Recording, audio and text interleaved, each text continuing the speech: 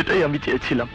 বাহ জীবন সাহেব বাহ, আপনার এই নাটকের তারিফ না করে পারছি না। বাহ, তোমাদের বন্ধুত্বের প্রশংসা করতেই হয়। প্রায় একই গল্পে দুটি ছবি। বলিউডের বিখ্যাত সিনেমা শাহজাহানের অফিসিয়াল রিমেক হলো সোহানুর রহমান সোহান পরিচালিত স্বজন।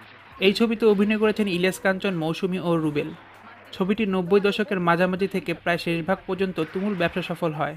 কাকে বলে তোমাদের কাছ থেকে শিখতে হয়। আপনার বন্ধুর কাছে মহান হবার বড় স্বাদ আপনার। তৎকালীন সামাজিক ও পোশাকি ছবির সিনিয়র অভিনেতা ইলিয়াস কাঞ্চন ও কুমফু নায়ক রুবেলের সাথে সারা জাগানো চিত্রনায়িকা মৌসুমীর রোমান্স দর্শকেরা বেশ ভালোভাবেই গ্রহণ করেছিল। প্রায় একই গল্পে পরিচালক রানা নাসের নির্মাণ করেন প্রিয়জন ছবিটি। প্রেমিক নয়নকে খুন করে রূপা নামের এক অসহায় মেয়ের জীবনকে অন্ধকার পথে ঠেলে দিয়ে তখনকার সারা জাগানো ক্রেজ সালমান শাহ, প্রায় নবাগত রিয়াজ ও নায়িকা শিল্পী, এই তিনজনকে নিয়ে ত্রিভুজ প্রেমের সিনেমা। ছবির দুটি গান জনপ্রিয় হলেও ছবিটি মুখ থুবড়ে পড়ে।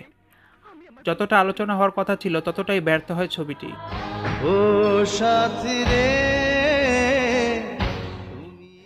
প্রিয়জন ছবির ব্যর্থতার কারণ হিসাবে আমি মনে করি একই গল্পে কাছাকাছি সময়ে দর্শক দুইটা ছবি ভালোভাবে নেয়নি। যেহেতু স্বজন আগেই হিট হয়ে গেছে, তাই পরবর্তীতে একই গল্পের প্রিয়জন আর কেউ দেখতে সিনেমা হলে যায়নি। তাছাড়া নায়িকাও একটা ফ্যাক্ট।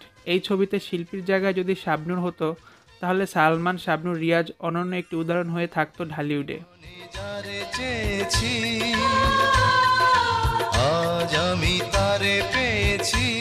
শিল্পী দেখতে খুব সুন্দরী ছিলেন, কিন্তু দর্শকপ্রিয়তা তখনও তার মোটেও ছিল না।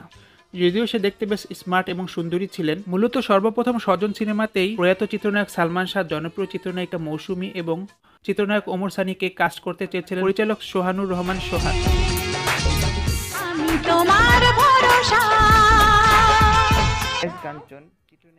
তবে সালমান শাহ সেখানে সালমান খান অর্থাৎ চিত্রনায়ক রুবেল যে চরিত্রটিতে অভিনয় করেছেন সেই চরিত্রে অভিনয় করতে চাননি।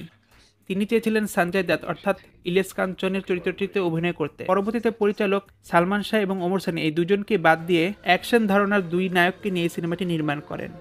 অপরদিকে প্রিয়জন সিনেমাটিতেও সালমান শাহর জায়গায় প্রথমে চুক্তিবদ্ধ হয়েছিলেন চিত্রনায়ক আমিন খান।